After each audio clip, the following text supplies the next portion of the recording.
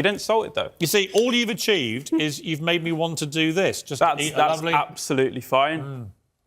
You go for it.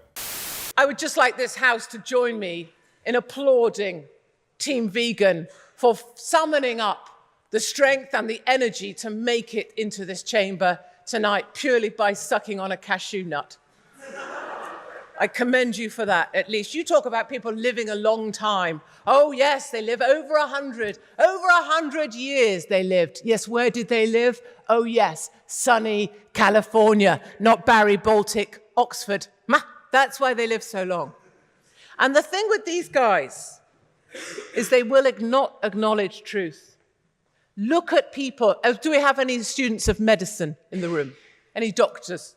Any medics? Do you remember with or from COVID? They died with or from? Linda McCartney. She died with or from being a vegan. Death is what happens to you when you're a vegan. Linda McCartney, who was famous for being a vegetarian, is mentioned as someone who died because she was a vegan. This comment was meant to make fun of veganism and was not true. In reality, Linda died from breast cancer in 1998, and her diet had nothing to do with it. I don't like vegans very much. I don't think any of you look very healthy. I'm not surprised by that. Yeah, I think you all look pretty pasty-faced and unhealthy to me. But that's your choice. What I don't do is I don't go running into vegan restaurants and start screaming abuse at you all and have to be pulled out by people because you're ruining everyone's fun. Why do you do that to meat eaters? So the thing is, within years, technology like precision fermentation, alt protein, is going to produce the exact same products that you love right now, using a fraction of the land, producing a fraction of the carbon But I footprint. like eating meat. It's the exact same product. No, but I like eating meat. Fine. You'd be eating the exact same product. In fact, the but more without you guys do expectation this of kind of thing, animals. the more meat I want to eat. That's absolutely fine. But it's Piers. true. That's You do. fine. That's you fine. literally, it's a bit. Honestly, it's true. The more stuff you do like this, Sorry, I didn't catch that. It's true, is it? You've said that about 3 times. I didn't quite catch true? it. That you like eating meat. Yes. Oh, thanks. I didn't get it the first 3 times. How committed a vegan are you? How committed a vegan am I? Would you eat? Do you drink almond milk? Oh, you've ticked off another one. Fantastic, Piers. You are on an absolute Does it have roll. answering questions? I don't know. I'll keep that one hidden from you. Take the fun Can out you of just the game. answer questions? Otherwise, it's not much of an interview. I mean, you can have your little chart, but do you drink almond milk? No. Do you eat almonds? No. Do you eat avocado? No. What do you eat? What do you drink? The activist explains their commitment to a plant-based diet, focusing on eating seasonal British fruits and vegetables and supporting local farmers. They argue that a balanced plant-based diet is healthy, supported by science, while acknowledging the importance of maintaining balance in any diet. And they lie. They lie. They lie straight to your faces because they have a certain dress style, or they have a certain doctorate, or they have about 1 follower on Instagram. They lie to you.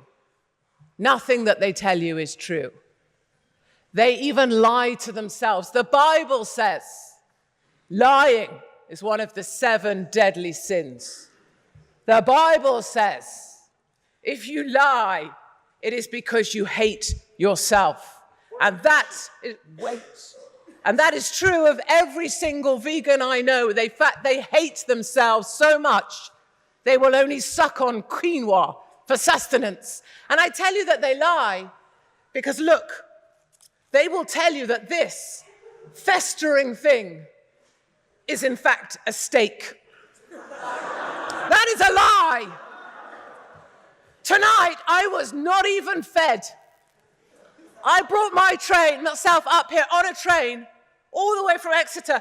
I am nearly starving because all that I was fed was a festering aubergine because someone here happens to be a bloody vegan. Selfish doesn't even begin. Oh, yes. I'm so pleased to have been your president that I don't even feed my frigging guests when I bring them here to the Oxford Union. Despicable treatment, and I hope for better. Thank Christ this one's a meat eater, so I might even come back. The speaker accuses vegans of lying not only to others, but also to themselves, claiming that their extreme lifestyle, such as surviving on foods like quinoa, reflects a deeper self-hatred. Ultimately, the rant reflects broader criticism of dietary extremism and pushes for balance. Aldo, what do you feel? I mean, your restaurant is very close to where this happened, right? What do you feel about these activists running in, ruining people's meals?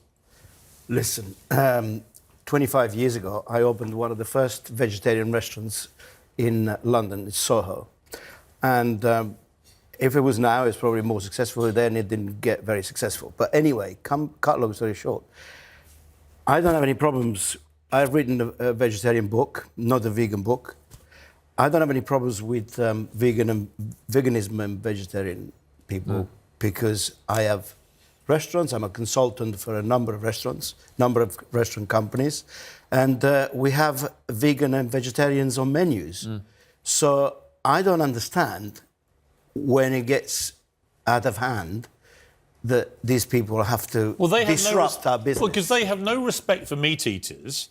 But if we were doing the same thing to them, they'd all go nuts, right? Wouldn't you? You'd all go nuts. If I came running into your little vegan hellholes and began screaming abuse, you'd all throw your toys out the pram, as you do on a daily basis. I'm not throwing my toys out the pram right now, Piers. I'm loving this, to be honest. What are you loving? I'm loving this open conversation that we're having about this actual quite But why do you have issue. to go and do a restaurant and disrupt our business, disrupt the customers, other people that want to eat the meat, other people that want to enjoy themselves, they want to go and have a night out. I don't have any problems with you guys coming to our restaurants and ordering a vegan dish. In fact, in January, we always do a veganuary, and we go through a lot of different ingredients to create menus for you guys. I don't understand why we have to suffer your mentality of coming to our restaurants and trying to disrupt the customers that are having a fantastic time and they want to eat a steak. What's the answer? No, it's actually a good question, Aldo. And actually, it's fantastic that you create fantastic vegan dishes. The fact of the matter is, when we look at high-end restaurants, Salt Bay's restaurant, Manor up in Manchester, that was also disrupted at the weekend, these are symbols of a broken system. Why? Because he makes nice symbols food. of a broken system where, there's 1,500 quid getting charged for a steak. Why is he making millions around the world? I was in one of his restaurants last week in Qatar. Loved it. The conversation transitions to a critique of how some high-end restaurants, like Salt Bay's, are targeted by activists because they charge exorbitant prices for meat dishes. Piers recalls his experience at Salt Bay's restaurant, enjoying the food and joking about the famous salt trick. He imagines what it would be like if someone had come in and disrupted his evening, likening it to other forms of protest that inconvenience the public, such as blocking bridges or vandalizing artworks. He again argues that these disruptive protests don't change anyone's mind. Instead, they simply irritate people and take away their freedom to enjoy what they choose.